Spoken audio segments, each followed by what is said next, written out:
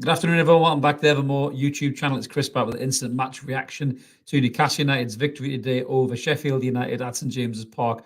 5-1 was the score in the end. You could not have said that at the end of the first half. We'll get stuck into that in a minute. Just before we do, a little reminder to anyone who's just checking us out for the first time, smash subscribe, come and join us. We're close to that 7,500 mark. We're only a few off, and the next milestone will be 8,000. So smash that button, guys. Recommend us to family and friends. Loads of room for you Evermore. It's all free content, but if you want to give a little bit back, there is a membership option down there and get early access to the previews, transfer videos, and the rants that we do as well. So smash whichever button suits you best. So yeah, that was definitely a game of two halves. Just to use that old cliche in football. The first half, terrible. Second half, Newcastle United definitely stepped up and took care of business, and that ended up relegating Sheffield United back to the Championship. It's kind of been a long time coming for them, but you know what?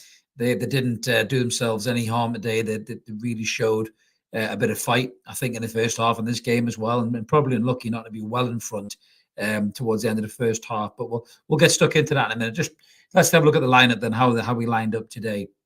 So there was some changes.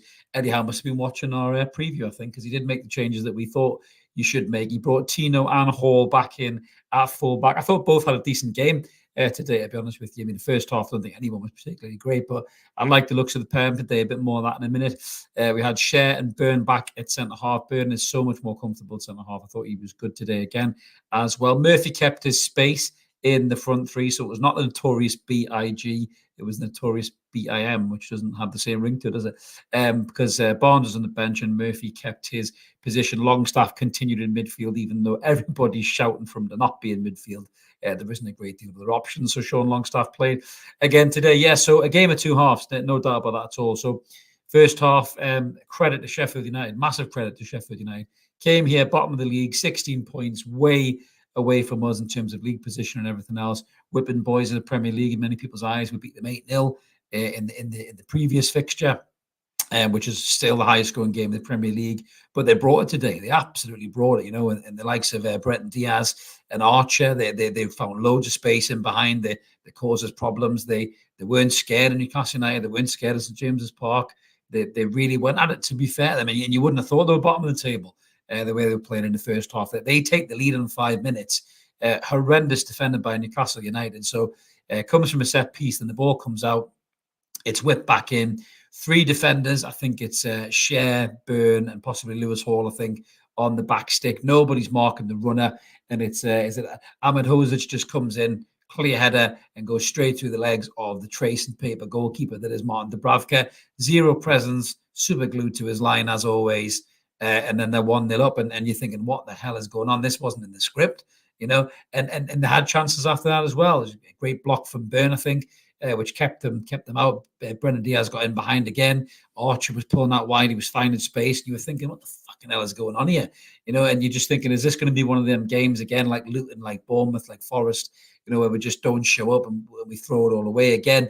And then almost out of nowhere, we get this fantastic pass from Jacob Murphy, who, ironically enough, I just called shit on X, almost as if he was doing it just to wind me up. And massive credit to him for that. So he leans back and hits this beautifully weighted through ball. And Alexander Isak does what Alexander Isak does best. He makes the run, doesn't even think about it. Clinical, it's in the bottom corner. That's his 18th Premier League goal of the season. This man is clinical. You know, he's still pushing, Erling Haaland and Cole Palmer for the Golden Boot. You know, and with the games remaining, I think he'll get over 20 Premier League goals this season, which is absolutely fantastic. I've just seen a comment there that he deserved a hat-trick. I wish he'd got a hat-trick today, but he didn't, sadly. So 1-1, we go in half-time, and it's not really convincing. I think there was some spatterings of some boos in the crowd as well, and people are just frustrated because after the Palace game midweek, where we weren't very good, you know, you were hoping that we were going to really start this game on the front foot and go right at Sheffield United and try and get 2 or 3-0 up in the first half now, but it just wasn't happening. There were some good actions in the first half. Gordon and Hall, nice little overlaps. Hall found himself in more attacking positions than Shaw Longstaff did. He was a midfielder, which is mental. Hall got close with a couple of chances as well, some good crosses in the box, but just didn't seem to quite happen for Hall or Livramento. But you could see the attack threat was there from the full back. So just before we jump to the second half, some of your comments there, we've got Big English, fuck me, that was way too tight in the first. You are absolutely right. And then we've got Trolls who's celebrating. Trolls has actually clicked that button as well and become a new member. So welcome to the squad, Trolls. Good to see you back in there, mate, as well. I think you have been previously a member, but it's nice to have you back, mate. Nice to have you back. Marcus is saying amazing how much impact Bruno has when he stays upright. Absolutely. Bruno was great today. I'm going to get more into that in a minute. And Manchester United dropping points is brilliant for us. We're only 1 point behind them, which to me is absolutely class in our race for European football. Gibbo is saying, evening, Chris, a lot of good performances. Thought Hall is now good to go. Yeah, I think Hall looked good, to be fair. We'll get into the second half in a minute. Martin saying, first half shocking, Longstaff couldn't finish a wank. I think I actually did say he couldn't finish his dinner in the first half because he was not good at all, to be honest with you. But yeah, for me, second half kicks off. Again, Sheffield United looked like they were the ones that were up for it again in the second half. And you're thinking, fucking hell, what's that he said to them at half time? And then, the kind of heavens open up a little bit there. We started to play. Gordon wins the pen. Great pen, to be fair. I mean, a couple of chances we had beforehand, which didn't quite finish them. But we were all over them. We're absolutely all over them. And then Gordon gets into the box, gets fouled, goes to VAR, checks it. But then Alexander Isak steps up and he smashes that penalty in, and we're ahead in the game. Oh, sorry, I beg your pardon. Before that, God, how could I forget? I'm losing tracks of the goals. So we're ones each. Again, it's back and forth. The commentary was great. Mickey Bridges was on the commentary. I watched. Love Mickey Bridges. Whitley Bay lad represent. And cross came in. Bruno Guimaraes, backstick, diving header, fucking brilliant header, back of the net, picks up the corner flag to celebrate as well, absolutely mint, because the Brazilian war flags displayed everything else. 2-1, Bruno got his foot in the ball, he controlled the game after that. I thought Bruno was brilliant in the second half, everything went through him. Every single attack that we had, he was involved in. He was absolutely class. Great to see a new member as well. Big English, thank you very much for smashing that button, mate. Welcome to the squad. Also, CG Jones is saying, yeah, Longstaff was woeful. Hopefully, we replace him. Great lad. He's not cutting it. Yeah, we'll get into Sean a little bit when I wrap up at the end, guys. But yeah, so we'll go 2-1, and then Gordon breaks through, nicks the ball, breaks through, gets a penalty. Isak slots a penalty away for his 19th Premier League goal of the season. And then we're just all over them after that. I think Gordon gets in again, should have really finished again. And then if I'm just looking at the scorers here, to be honest with you, we'll get a corner coming in, swung in.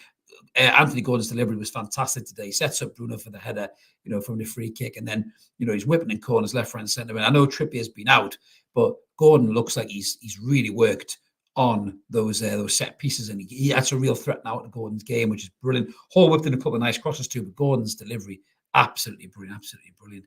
Big English is saying, mate, you are class. Become a member, because every time I've been on and commented, you have taken the time to read. Oh, no, big respect. Thanks, Big English. We do that here. We don't ignore people. You take the time to type a comment to us, mate, and then we obviously take the time to read it out. So thank you very much for that, mate. Really appreciate it, and great to have you on board as a member of the squad as well. So yeah, where was I in the goals? Yeah, that's right. So yeah, the poor unfortunate soul that is Osborne. So the cross comes in. I think Anderson wins a header. He looked pissed off, Anderson, because he's dying for a goal. He did an interview saying he wanted a goal. He gets a header, bounces off. Bruno bounces off, and poor Osborne just tries to get it the fuck out of anywhere, and he backheels in the back of his own a la Thierry Henry style, which is obviously not what he wants. So they're dead and buried there. The wind are totally out of Sheffield United sails, and we bring Callum Wilson, Harvey Barnes on. Both look really good, to be fair. Wilson's goal, the run from Barnes, he takes 3 men out. Barnes was poor on Wednesday, but this is Barnes. Barnes looked really good today. I don't want Barnes to be this impact substitute, but when he comes off the bench, he just lights the game up with this quality and dynamic play that he has. He takes 3 players out and he dinks this beautiful ball over. Mark will tell you, I love a dink pass. He dinks a beautiful ball over to Wilson, touch it, and smashes in the top corner. The whole stadium erupts into the Callum Wilson chant. Absolutely minting. It's 5-1. We're dead and buried. They're dead and buried. We've killed them. They're out of the Premier League now. But it doesn't tell a full story. I think that Sheffield United really showed a lot of heart today, and I think if that's the kind of play that they can do in the Championship next season, like Leicester, they'll come straight back up. and they all stayed as well. So massive credit to their fans for staying. A lot of fans would have left way before that fifth goal and went in, but Sheffield United fans were there. They've been there all season. They've had a really tough season. As I said, it's really difficult for any team in the championship to come up and spend because of all the financial restrictions. And Sheffield United are an example of what happens when you don't do it. You just end up going back down, and it's really, really poor. On the Premier League's part of not letting these clubs have a chance to stay up. We've got Alan's commented there. He's gifted 5 Evermore memberships. So congratulations to all you well recipients of that. Very generous of you, Alan. Thank you so much, mate. And thank you for watching the stream this afternoon. So 5-1, game's wrapped up. We bring on Matt Ritchie and Alex Murphy. The stadium breaking into Matt Ritchie. He drives what he wants, which I think is absolutely superb, to be fair. So massive respect to the St. James's crew there. I'm just laughing at George has said Sean Bean is ringing the Samaritans tonight. I imagine somewhere in his mansion, George, in wherever country he's living in, Sean Bean is watching that, just going, "You bastard," when it was 5-1, because that's his favourite scene, isn't it, to be fair? But yeah, like I say, massive credit to Sheffield United for making a game of it. But the lads did step it up and do what needed to be done. Dodgy penalty decision, I think, with Alex Murphy, which is a bit harsh, gets caught out, makes a bit of a foul. Referee goes back to VAR, overrules it. And then obviously not even a free kick, weird enough, to Sheffield United, which I thought was a bit bizarre. But yeah, so we win the game 5-1, absolutely class. And we'll get into some of your comments here as well just before we wrap up, guys. I'm doing a quick one today. Gibbo saying, yeah, a lot of good performances. I've already read that one. What am I doing here? I'm going back on old ground. Yeah, Graham saying, hopefully Pope will be back soon. Yeah, I'm sorry. I just think Dubravka's not good enough, Graham. I agree. Made out tracing paper. It's no surprise and no coincidence. We've conceded so many goals since Martin Dubravka's gone in goal. He's glued to his line. His reactions aren't strong enough. He's not big and strong enough when the shots come at him. He's too powder puff. I'd have been happy with Karius in goal, to be honest with you. I think Karius saved some of these chances to hit Dubravka. They just seem to go right through him. Like he's the fucking Tyne Tunnel. Striker's thrown £2.20 in and just went through his legs. Fucking shocking. So yeah, new goalkeeper is a must in the summer. Toon Shane, what do you make of the Bruno celebration, Chris? I loved it, mate. Absolutely loved it. Superb, iconic imagery. I think it is as well, to be fair. Yeah, massive shout out there, Alex. Byrne had a great game at centre half. I think without Dan Byrne in the first half, we'd have probably been 3-1 down. And I'm the first person to criticise Byrne when he's not playing very well, but he's colossal at the back today. Some of the blocks that he was making. We lost Fabian Schär through injury, which was a shame, but Millcraft come on and did really well. Hopefully that won't be a bad injury for Fabi there. Coming from is it Adery? Hi Chris, how are you? Man of the match is Dan Byrne. We played brilliantly. Yeah, it's a good show for Dan Byrne, to be fair. Centurion, good to see Wilson score after his return. Yeah, he didn't look very happy though, did he? I love seeing the big beam and handsome Callum Wilson smile. He did smile a little bit, but he obviously wants that goal, didn't he? But I was dying for an Isak hat-trick. I'm sure Isak was as well. But my man of the match, guys, to be fair, a real difficult one. When Isak gets a brace, you're saying, oh, Isak should get man of the match. But for me, my man of the match was Bruno. So I just think in the second half, he just grabbed it, got control of it, and he just bossed the game. But Dan Byrne was a really close seconds. I thought he was absolutely brilliant. Big shout out for the 2 fullbacks as well. I think Livramento and Hall. Hall is looking better and better with every single game he plays, in my opinion. Good mate of mine texted me and he said he thought Hall was shit. I don't think Hall's shit. I think he's only 19 as well. I have to remember that. But I think getting forward as well and getting back, he got caught out a couple of times when he was getting a little bit eager in the first half to go forward. We were getting frustrated. And he takes that shot against the keeper. But he's a modern day fullback. He bombs up and down. And I really like the looks of him. And I think just with more game time, I think Lewis Hall will be a real top quality fullback. And I really, really like the looks of him. So for me, yeah, I'm very, very impressed with Lewis Hall. Kevin is saying, good afternoon from Lakeland, Florida. Thanks, Kevin. Thanks for joining the stream, mate. I hope the weather's nice in Florida. It's actually sunny in Newcastle, believe it or not. But you could see it in the game, to be fair. So, yeah, it doesn't happen very often, but we've had a couple of days of sunshine there. So, back-to-back sunshine, which is good.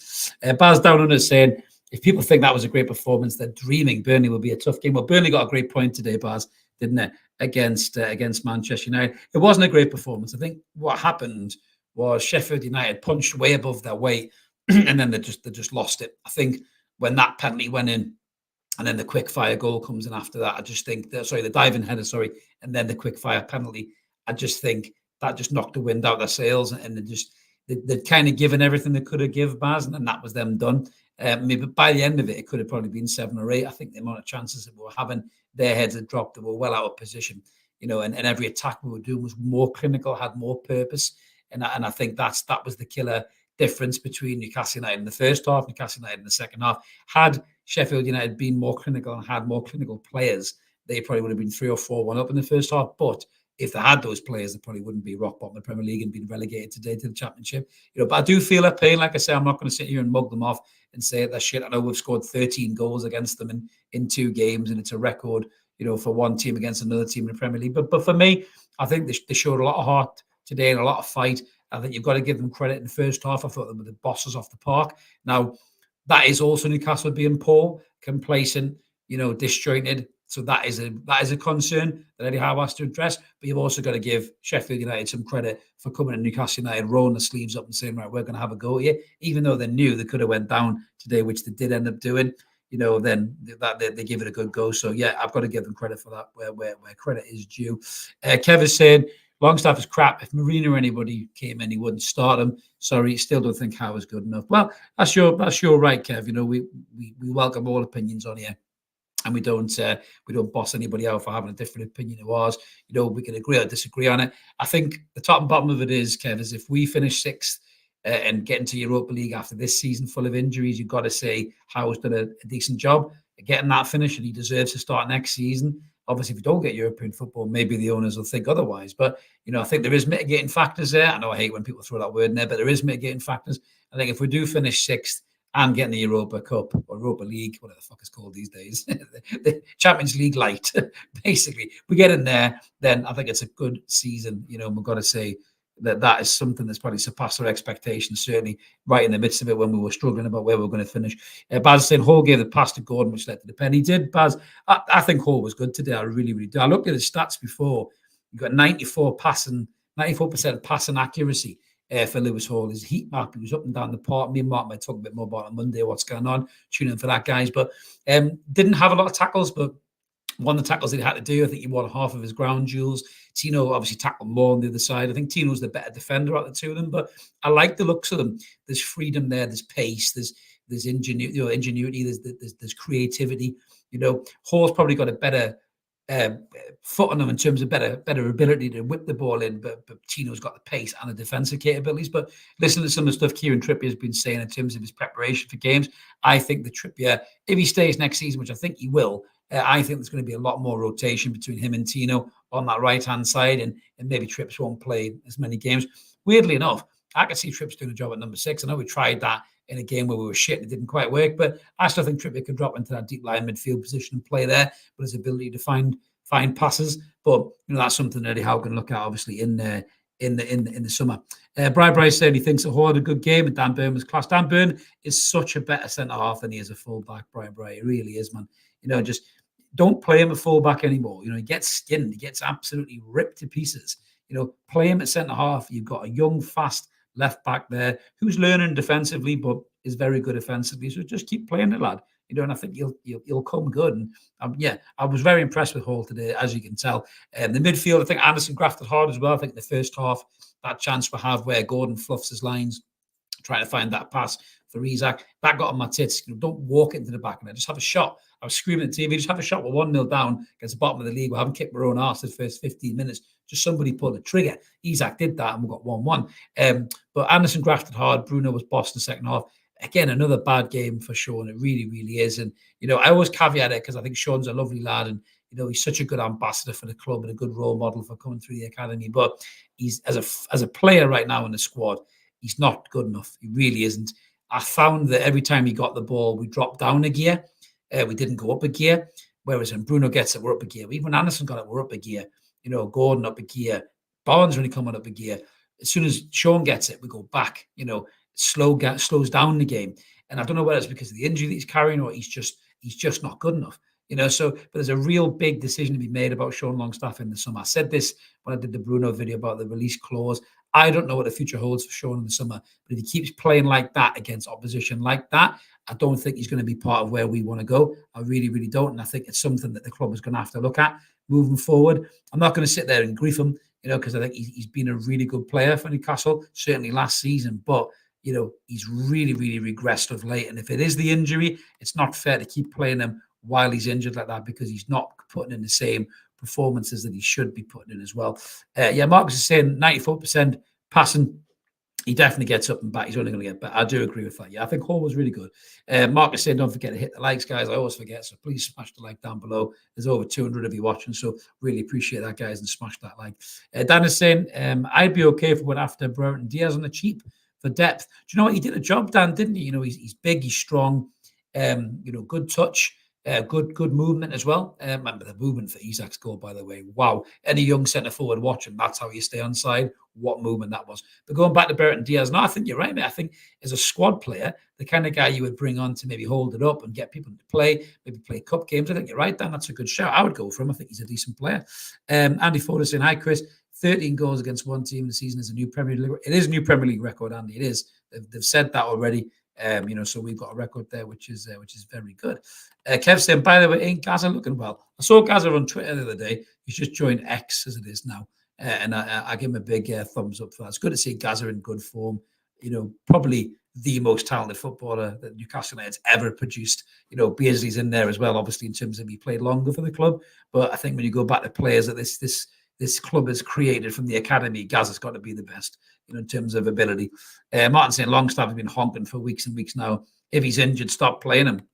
It's getting to that point for me, Martin, as well. I think that, if he's not going to give you what he gives you, I've said this before, Sean Longstaff's game is purely based on mobility, moving around, running around, being a nuisance, pressing, all that kind of stuff. If he can't do that because his ankle's fucked, he's not a good enough footballer to be in that team and get on his foot on the ball and make things happen. He's not that type of player. So Eddie's making his life harder and making it more difficult for him, because everybody focuses on the fact that he's so far behind as a player that he can't keep up with the rest of his teammates. So, if Sean's injured, I would say drop him and send him for that surgery. If you're going to keep him, send him for that surgery. If you're not going to keep him, then put him on the transfer market. But unfortunately, we just don't have the depth really at the minute doing. He probably will play against Burnley because Eddie loves him, doesn't he? To be fair, Keith is saying cracking game. Only 4 issues for me were Longstaff and Murphy. Who was the other two? Keith, I'm not sure who they were there. Yeah, Dan is saying Wilson tied Beers' goal record today. That's phenomenal. That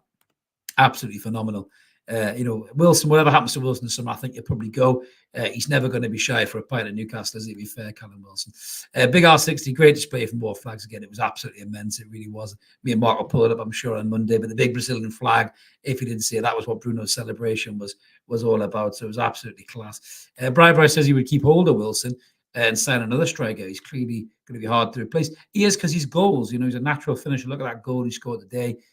His movement, his finishing ability. I don't think he wants to be second or third choice striker, but he's not fit enough to be first choice striker. Now, whether they can negotiate with Callum in the summer, I don't know, but I still think you could go somewhere and be the main number 9, number 1, striker for that club, whether it's a club abroad, whether it's a club in the Premier League. I still think Callum Wilson's capable of obviously being that main man somewhere else, but it's just his fitness record is the problem. We need him to be fit more than he is. Harry saying, cheers for sending them down. If you could lose 5-0 next week, that would be great. You must be a Burnley fan, I think, are you, Harry? Or a Sheffield Wednesday fan. Hopefully we don't lose 5-0 next week, but Burnley will be no mugs. They have this capability, Burnley, of pulling out games now and again. I mean, they haven't been great this season. As that wonderful TikToker said when he shot Goldbridge down. If it's on RX, if you haven't watched it already, I don't know what the lad's name is, but what a legend. When Goldbridge said the Premier League was born and turned off his stream. What a prick he is, by the way. And the kid very, very accurately ripped him to pieces. But Burnley haven't been great this season. And I want the shit Burnley next week so we can batter them comfortably and get ahead of Manchester United in this Europa League position race. But that's me pretty much done for today, guys. So I just wanted to jump on quickly, run through that game. Little quick one today, but obviously we're going to be back on Monday, me and Mark at 9:30 for what's going on. Make sure you join the link for that, guys. If you haven't already, as I mentioned, click that subscribe button, come and join us. We're close to 7,500 subs. Loads of room for you, your family and your friends and ever more. We're very much a growing channel, but we are shooting up the numbers there in terms of NUFC YouTube channels and podcasts. So thank you. Much love to all you guys who smashed that button. We love our community. You're all great. It's all just great crack and banter in the comments. And, as English said there before, we always put up a comment. If you take the time to talk about what you think about the game and want to engage with us, we'll try and bring it up, because we don't just want to ignore you and just rabbit on for half an hour, 40 minutes, like other channels do. So thank you so much for watching, everyone. Have a great day, morning, evening, afternoon, wherever you are. How are the lads? 3 points in the bag. Let's keep that race for Europe going, and we'll see you on Monday night for what's going on. See you later, everybody. Cheers.